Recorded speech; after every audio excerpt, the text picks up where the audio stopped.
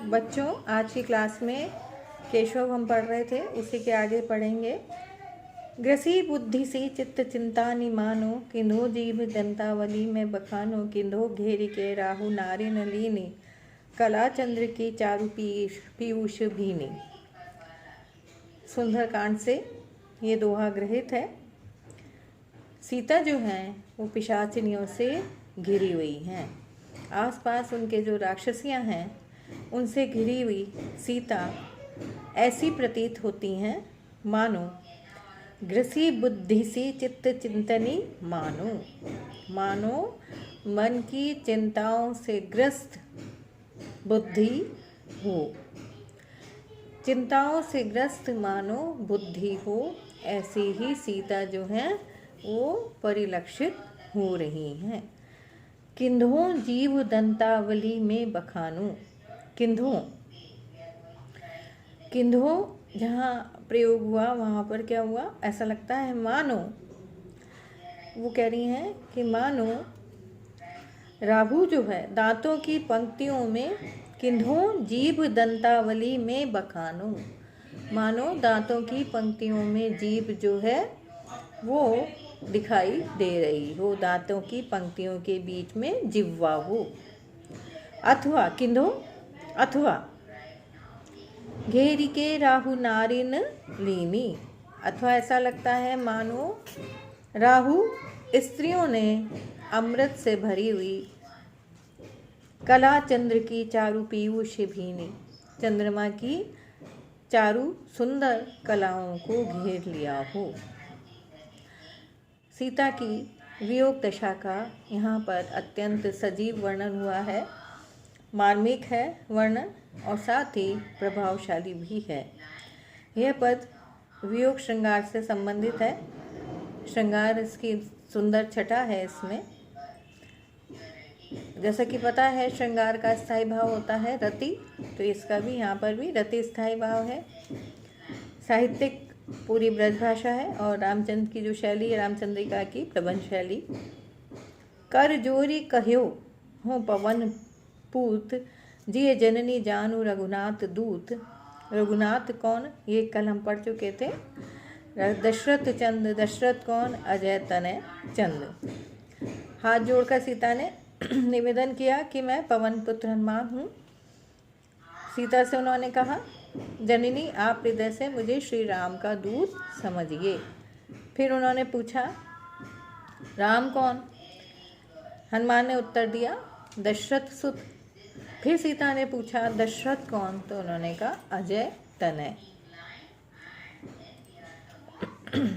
कछु जननी दे परतीत, जासो रामचंद्र आवई, शुभ शीस की मनिदई ये कही सुयस जब ये गावई। ये भी पढ़ लिया, ये हो गया सब। इसके आगे दीन दयाल कहावत केशव हो, अति दीन दशा गयो गाढ़ो। रावण के अग ओग समुद्र में बूढ़त हो, कर ही कही काढ़ो। ज्यों गज की प्रहलाद की कीरत, त्यों ही विभीषण की यस बाढ़ो। आरत बंधु पुकार सुनो, किन आरत हो तो पुकारत ठाड़ो। कहते हैं दीन दयालु कहावत केशव हो। हे केशव, आप दीनों पर दया करने वाले कहलाते हो। अति दीन दशा, और मेरी क्या है, अत्यंत दीन दशा है। मैं बुरी तरह दुखों में फंसा हुआ प्राणी हूँ। गयो गाढ़ो, रावण के अग ओग समुद्र में कहते मैं रावण के पापों में डूब रहा हूँ। रावण के अग ओग समुद्र में बूढ़त हो, कर ही गही गाढ़ो। मैं रावण की पापों में, हे राघव, मैं रावण के पापों में डूब रहा हूँ। आप अति दीन दशा गयो गाढ़ो, रावण के अग ओग समुद्र में डूबत हो, कर ही गही काढ़ो। हाथ पकड़कर आप मेरा उद्धार करो। मैं इसमें जो डूब रहा हूँ पाप के समुद्र में, बलपूर्वक मुझे पकड़कर इससे निकाल लीजिए। जिस प्रकार कहते हैं ज्यों गज की प्रहलाद की कीरत त्यों ही विभीषण की यश बाड़ो। कहते हैं जिस प्रकार आपने गज की और प्रहलाद की गति संवारी, रक्षा करी और यश प्राप्त किया, उसी तरह से आप मेरा भी उद्धार कीजिए, मुझ पर भी कृपा कीजिए, अपनी शरण में लेकर अपने यश में वृद्धि कीजिए। आरत बंधु पुकार सुनो, किन आरत हो तो पुकारत ठाड़ो। मैं तो कह रहे हैं कि दुखी होकर आपके द्वार पर खड़ा हुआ हूँ। आरत बंधु पुकार सुनो, किन आरत हो तो पुकारत ठाड़ो।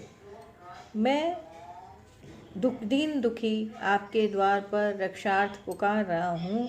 हे आर्त बंधु, दीन दयाल, दीनों के रक्षक, दीन वत्सल, दीनानाथ, दीनों के उद्धारक, जो भी कहीं दीनहीन अवस्था में है उसको अपनी शरण में लेने वाले, उसकी रक्षा करने वाले, उसके दुखों का दूर करने वाले, आप मेरी पुकार को क्यों नहीं सुन रहे हैं।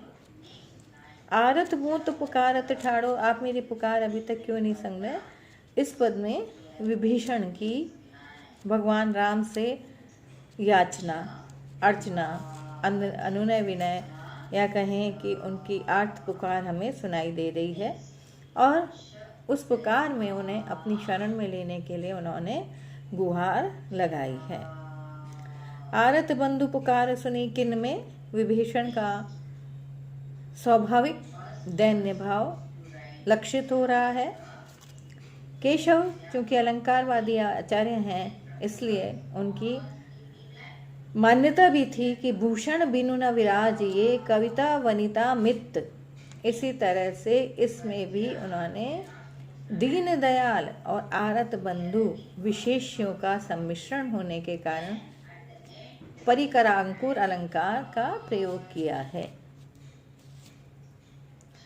केशव आप सदा सयो दुख पे, दासन देख सको न दुखारे। जाको भयो जही भांति जहाँ, दुख त्यों ही तहाँ तिहि भांति पधारे। मेरी बार अबार कहाँ कहु नाहित, काहू के दोष विचारे। बूढ़त हो महामोह समुद्र में, राखत काहे न राखन हारे। ये भी केशव कहते हैं कि आपने भी सदैव दुख सहा है, परंतु आप अपने दासों के दुखों को कभी नहीं देख पाए हैं। जहाँ भी कहीं आपको कोई दुखी दिखाई दिया, आपने सदैव उसके दुखों का निवारण किया है, दुख दूर किए हैं। जहाँ भी आपने ऐसा कुछ देखा, मेरी बारी आने पर आप इस तरह की देर क्यों कर रहे हो, क्यों नहीं आप मेरा उद्धार कर रहे, मेरी ओर आप क्यों नहीं ध्यान दे रहे। कहते हैं कि विभीषण राम से यहाँ पर कहते हैं आपने सदैव दुख सहा है। केशव आप सदा सह्यो दुख, आपने सदैव दुख सहा है। दासन देख सको न दुखारे, किंतु अपने दासों को, अपने जो अपने आश्रय में आए हैं, अपने जो अपने उसमें शरण में जो आए व्यक्ति हैं, उनके दुखों को आप नहीं देख पाए हैं। उन दुखों का आपने तुरंत उनका निवारण किया है, तुरंत उनका उद्धार किया है। जाको भयो जही भांति जहाँ, दुख त्यों ही तहाँ तिहि भांति पधारे। जहाँ भी आपने किसी के लिए दुख देखा, वैसे ही पहुंचकर आपने उसका दुखों का निवारण किया है, दुखों को दूर किया है। ऐसे ही कहते हैं मेरी बार अबार कहाँ। अब जब मेरी बारी आई है तो आप मेरी संदर्भ में क्यों देर कर रहे हैं, आपने मेरे लिए क्यों देर कर दी है। अबार कहाँ कहु नाही तू, काहू के दोष विचारे। आपने तो कभी किसी के दोष पर विचार नहीं किया है। बूढ़त हूँ महामोह समुद्र में, हे राखनहारे, मैं महामोह समुद्र में डूब रहा हूँ, आप मेरी रक्षा क्यों नहीं करते, आप मेरी रक्षा क्यों नहीं कर रहे हैं। इस तरह से यहाँ पर उनका राम से अपनी आर्त पुकार प्रकट हुई है, और साथ ही साथ विभीषण का राम के प्रति जो समर्पण भाव है वो भी देखते बनता है। वो कहते हैं राखत काहे न राखन हारे में दीनता का भाव अवलोकनीय है। केशव की रामचंद्रिका वस्तुतः जैसे पहले भी कहा है छंदों का अजायब घर है, और कोई ना कोई बदल बदल के छंद इसमें बहुत सारे उन्होंने प्रयोग किए हैं। कौन के सुत बाली के, वह कौन बाली न जानिए, काख चापी तुम्हें जो सागर साथ हाथ बखानिए, है कहाँ वह वीर अंगद देव लोक बताइयो, क्यों गयो रघुनाथ बान विबान बैठ सिधाइयो। रावण अंगद से पूछता है कि तुम किसके पुत्र हो। कौन के सुत, कौन के सुत? अंगद कहते हैं बाली के सुत। तुम किसके पुत्र हो? मैं बाली का पुत्र हूँ। वह कौन? रावण पुनः पूछता है बाली कौन है? तो कहता है, अंगद कहता है आप उन्हें नहीं जानते, न जानिए, आप नहीं जानते। काख चापी तुम्हें जो सागर साथ हाथ बखानिए, वह आपको अपनी कोख में दबाकर 7 समुद्रों में स्नान करते फिरे थे। आप उनको नहीं जानते, उनसे परिचित नहीं हैं। रावण फिर उनसे कहते हैं, कह रहे हैं कि काख चापी तुम्हें जो सागर साथ न हाथ बखानिए, काख में दबाकर, बगल में दबाकर आपको 7 समुद्र में जिन्होंने स्नान किया था उस बाली के बारे में आप नहीं जानते। है कहाँ वह वीर? रावण कहता है कि वो वीर कहाँ है? अंगद देव लोक बताइए। अंगद फिर कहते हैं कि वह स्वर्गलोक चले गए हैं। क्यों गए वो? रावण पूछते हैं कि क्यों गया, कैसे चला गया। रघुनाथ बान विमान बैठ सिधारियो। तो वो कहते हैं कि रघुनाथ के बाण रूपी विमान में बैठकर वह स्वर्ग सिधार गए हैं, अर्थात राम के बाणों से उनका स्वर्गवास हो गया, मृत्यु को प्राप्त हो गए, उन्होंने उन्हें मार डाला है। यहाँ पर ये जो संवाद है रावण अंगद संवाद, ये वस्तुतः चरित्रोद्घाटक है, जिसमें कि स्वाभाविकता, उत्कृष्टता और व्यंग्यात्मकता दर्शनीय है। केशव की संवाद योजना की प्रमुख विशेषता है कि वो प्रत्युत्पन्नमति और वाक चातुर्य से परिपूर्ण है। वही यहाँ पर भी हमें लक्षित होता है। बाली की वीरता का वर्णन हुआ है, ब्रजभाषा है, और शैली जो है जैसे पहले भी चलती चली आ रही है, संवादात्मक शैली है, जो कि अत्यंत प्रभाव उत्पादक बन पड़ी है।